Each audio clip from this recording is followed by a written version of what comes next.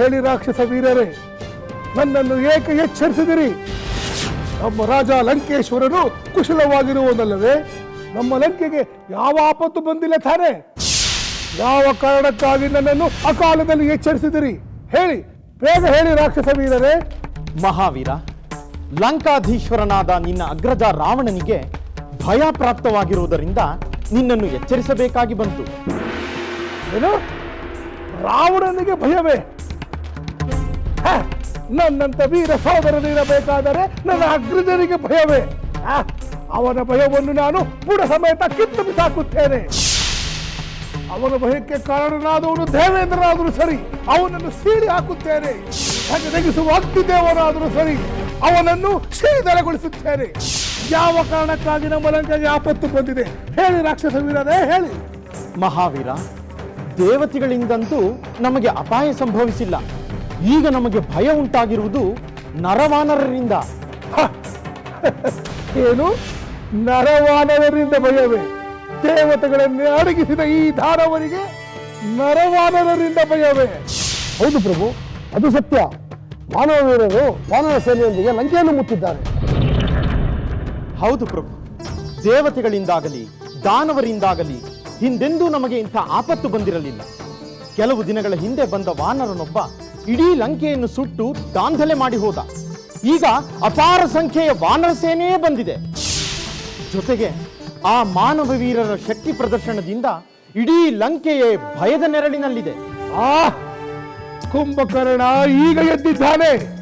ಆ ನರವಾನರರನ್ನು ನಿರ್ಮೂಲ ಮಾಡುವನೆಂದು ನಮ್ಮ ರಾಕ್ಷಸ ಬಂಧುಗಳಿಗೆ ಅಭಯ ನೀಡುತ್ತೇನೆ. ಮಹಾವೀರ ಕುಂಭಕರ್ಣ, ರಾವಣನೆಂದರೆ ಸರ್ವಲೋಕವು ಭಯದಿಂದ ಕಂಪಿಸುತ್ತದೆ.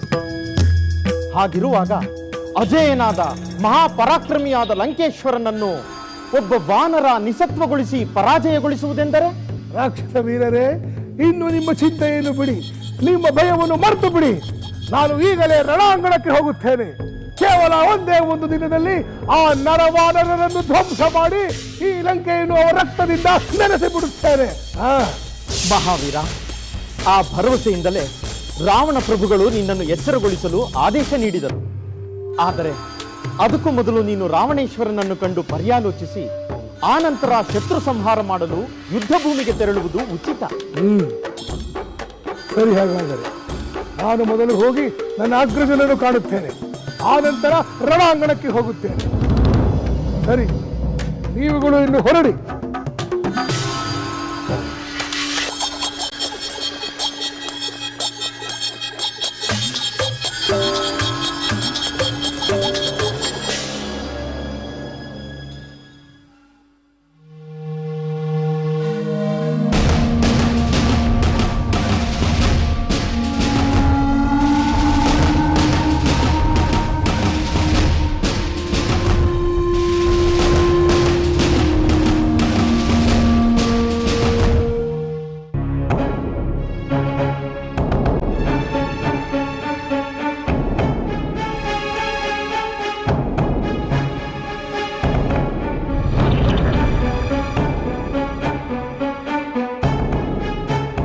ಸೋದರ ಲಂಕೇಶ್ವರ,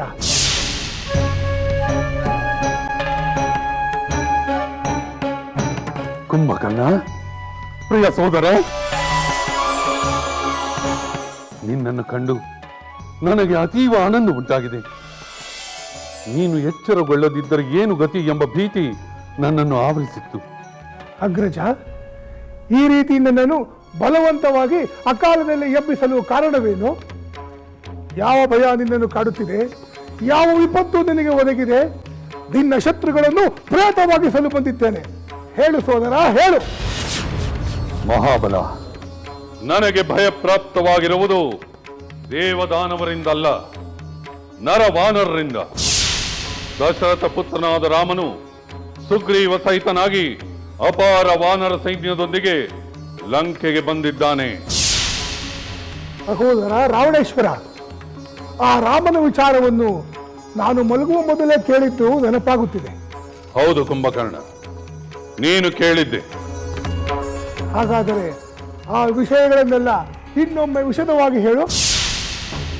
ಸೀತಾಪಹರಣದ ವಿಷಯ ನಿನಗೆ ತಿಳಿದೇ ಇದೆ.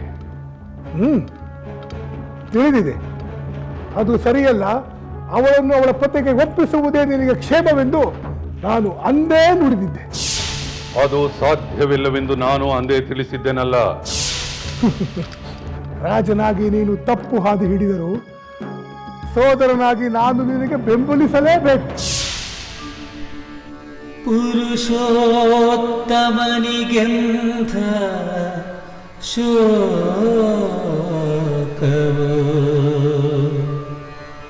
ಲೋಕೋತ್ತರ ಸಾಧ್ವಿಗೆ ಎಂಥ ದುಃಖವು.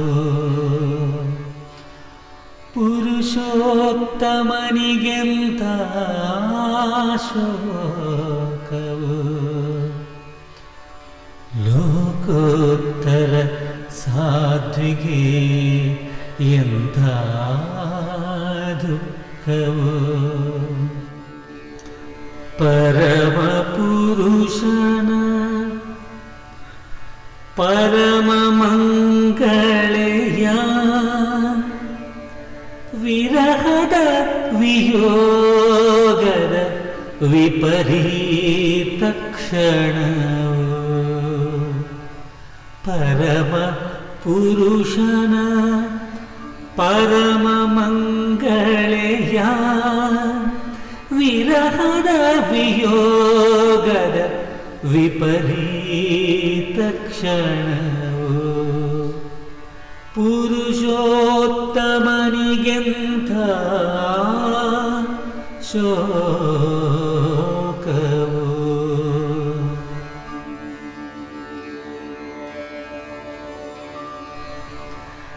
ರಘುಕುಲದುನ್ನತ ಆದರ್ಶದಲ್ಲಿ ಪಿತೃವಾಕ್ಯದ ಪರಿಪಾಲನೆಯಲಿ ಮುನಿಜನ ಪ್ರೇಮದ ವಾತ್ಸಲ್ಯದಲ್ಲಿ ಪುನೀತ ರಾಮನಿಗೆ ಶೋಕ. ಪುರುಷೋತ್ತಮನಿಗೆಂಥ ಶೋಕವು.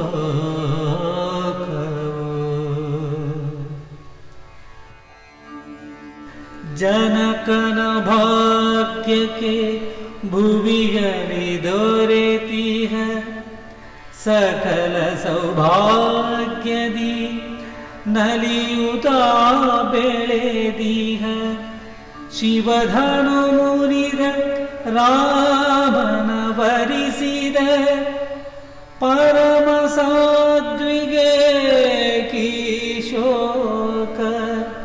ಶಿವಧನು ಮುರಿದ ರಾಮನ ವರಿಸಿದ ಪರಮ ಸಾಧ್ವಿಗೆ ಕೀಶೋಕ. ಪುರುಷೋತ್ತಮನಿಗೆಂಥ ಶೋಕವು.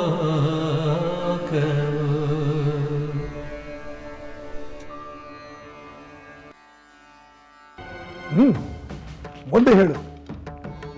ಆ ರಾಮ ಲಕ್ಷ್ಮಣರು ಸಮುದ್ರಕ್ಕೆ ಸೇತುವೆಯನ್ನು ಕಟ್ಟಿ ಲಂಕೆಗೆ ಬಂದ ಮೇಲೆ ಅವರು ಮಾಡಿದ ಅವಾಂತರಗಳು ಒಂದೇ ಎರಡೇ. ನನ್ನ ಪ್ರತಿಷ್ಠೆಯ ಬುಡವನ್ನೇ ಅಲುಗಾಡಿಸುತ್ತಿದ್ದಾರೆ. ಇಷ್ಟೆಲ್ಲ ನಡೆಯುತ್ತಿದ್ದರು ಈ ನಮ್ಮ ರಾಕ್ಷಸ ವೀರರು ಏನು ಮಾಡುತ್ತಿದ್ದರು ಸೋದರ? ಅವರೆಲ್ಲ ಶಕ್ತಿ ಮೀರಿ ಪ್ರಯತ್ನಿಸುತ್ತಿದ್ದಾರೆ. ನಮ್ಮ ಪ್ರಮುಖ ರಾಕ್ಷಸ ವೀರರೆಲ್ಲ ಈಗಾಗಲೇ ಮಡಿದಿದ್ದಾರೆ. ಆ ವಾನರರ ಉತ್ಸಾಹ ದಿನೇ ದಿನೇ ಹೆಚ್ಚುತ್ತಿದೆ. ಅದನ್ನು ತಡೆಯದಿದ್ದರೆ ನಮ್ಮ ಮತ್ತು ಈ ಲಂಕೆಯ ಸರ್ವನಾಶ ಖಂಡಿತ. ಸೋದರ ಕುಂಭಕರ್ಣ, ನಾನು ನಿನ್ನನ್ನೇ ನಂಬಿದ್ದೇನೆ. ಆ ರಾಮ ಲಕ್ಷ್ಮಣರ ವಾನರರ ಅಟ್ಟಹಾಸವನ್ನು ನೀನು ತಡೆದು ಈ ಲಂಕೆಯನ್ನು ಕಾಯಬೇಕು. ಅಂದರೆ ನಾನು ಎಚ್ಚರಗೊಂಡಿದ್ದು ಒಳ್ಳೆಯದೇ ಆಯಿತು.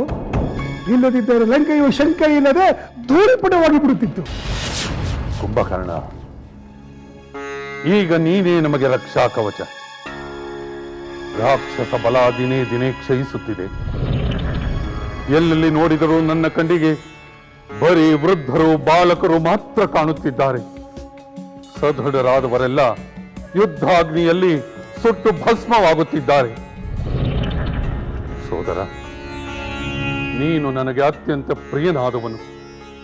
ನಾನು ನಿನ್ನನ್ನೇ ನಂಬಿದ್ದೇನೆ. ನೀನು ಇಷ್ಟೊಂದು ಬೇಡಿಕೊಳ್ಳಬೇಕೆ ಸೋದರ? ಇದು ನನ್ನ ಕರ್ತವ್ಯ ರಾವಣೇಶ್ವರ. ಕುಂಭಕರ್ಣ, ನಿನ್ನ ಶೌರ್ಯ ಸಾಹಸಗಳ ಬಗ್ಗೆ, ನಿನ್ನ ಭುಜಬಲದ ಬಗ್ಗೆ ನನಗೆ ಅಪಾರ ವಿಶ್ವಾಸವಿದೆ. ಜೊತೆಗೆ ಹಿಡಿದ ಕಾರ್ಯವನ್ನು ಬಿಡದೆ ಸಾಧಿಸುವ ಛಲಗಾರ ಎಂಬ ಭರವಸೆಯೂ ನನಗಿದೆ. ಅಲ್ಲದೆ ಅನೇಕ ಯುದ್ಧಗಳಲ್ಲಿ ನೀನು ನಿನ್ನ ಪರಾಕ್ರಮದಿಂದ ದೇವತೆಗಳನ್ನೇ ಪರಾಭವಗೊಳಿಸಿರುವೆ. ಅಂಥ ಪರಾಕ್ರಮದಿಂದ ಈಗ ನನಗೆ ವಿಜಯ ಪ್ರಾಪ್ತವಾಗಬೇಕು ಸೋದರ. ಆಗುತ್ತದೆ ರಾವಣೇಶ್ವರ, ಖಂಡಿತ ನಿನಗೆ ವಿಜಯ ಲಭಿಸುತ್ತದೆ. ಅಬ್ಬಾ, ನನಗೀಗ ಸಮಾಧಾನವಾಯಿತು. ನಿನ್ನ ಭರವಸೆಯಿಂದ ನನ್ನ ಭಯ ನಿವಾರಣೆಯಾಯಿತು. ಶತ್ರು ಸೈನ್ಯ ನಾಶವಾಗುವುದೆಂಬ ಧೈರ್ಯ ಬಂತು. ರಾವಣೇಶ್ವರ, ನಾನು ಕೆಲವು ವಿಚಾರಗಳನ್ನು ಮಾತನಾಡಬೇಕಿತ್ತು. ಆಗಲಿ ಸಹೋದರ. ಮೊದಲು ಸ್ವಲ್ಪ ಪಾನೀಯವನ್ನು ತೆಗೆದುಕೊಂಡು ವಿಶ್ರಾಂತಿ ತೆಗೆದುಕೋ, ನಂತರ ಮಾತನಾಡೋಣ. ಬಾ.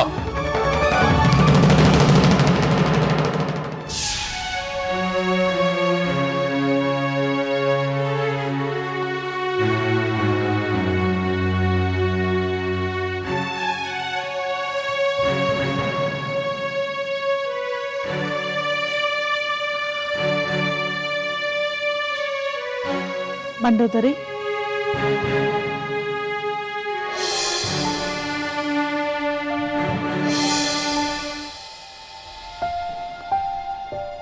ಅಳುತ್ತಿರುವೆಯ?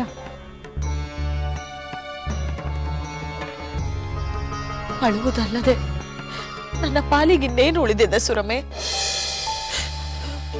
ಪತಿಯ ಹಠದಿಂದ ವೈದವ್ಯದ ಪಟ್ಟ ಎದುರಿಗೆ ಕಾಣುತ್ತಿರುವಾಗ ಅಳದೆ ನಾನು ಇನ್ನೇನು ಮಾಡಲಿ? ಧೈರ್ಯ ತಂದುಕೋ. ಅಧರ್ಮಾಚರಣೆಯ ಅಗ್ನಿಜ್ವಾಲೆಯನ್ನು ಸೃಷ್ಟಿಸಿಕೊಂಡು ಉರಿದು ಹೋಗಲು ಆತುರ ಪಡುತ್ತಿರುವ ನಿನ್ನ ಪತಿ ಯಾರ ಬುದ್ಧಿ ಮಾತನ್ನು ಕೇಳುವುದಿಲ್ಲವಲ್ಲ? ಆದರೆ ಅದರ ಜ್ವಾಲೆ ನನ್ನನ್ನು ಸುಡುತ್ತಿದೆ ಸುರಮೆ. ಸುಖ ಸಮೃದ್ಧಿಯ ಈ ಲಂಕಾ ನಗರ ಅಧರ್ಮದ ಕಳಂಕವನ್ನು ಹೊತ್ತು ಹೆಚ್ಚು ಕಾಲ ಉಳಿಯುವ ನಂಬಿಕೆ ಇಲ್ಲದಂತಾಗಿದೆ. ನನ್ನ ಹೃದಯ ತಳಮಳದಲ್ಲಿ ಬೇಯುತ್ತಿದೆ ಸುರಮೆ.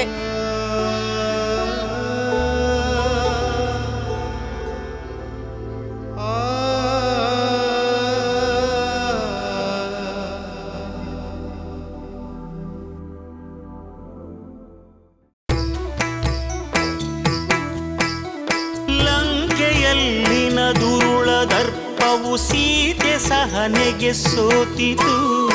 ಅಂಕೆ ಇರದ ಅಸುರ ಕುಲವು ರಾಮ ಬಾಣಕ್ಕೆ ಅಡಗಿತು. ದೂರವಿರಲಿ ಸನಿಹವಿರಲಿ ರಾಮ ಹೃದಯ ನಿವಾಸಿನಿ. ಯುಗವು ಯುಗವು ಸಾಗಲಿ ಅಕಳಂಕ ಪ್ರೇಮ ಪ್ರಬೋಧಿನಿ. ಅಮರ ಗಾಧೆ ಧರಣಿ ಜಾತೆ ಸಾಧ್ವೆ ಸೀತೆ ಸುಚರಿತೆ. ಸಹನ ಶಕ್ತಿ ಪತಿಯ ಭಕ್ತಿ ಲೋಕಮಾನ್ಯ ವಂದಿತೆ.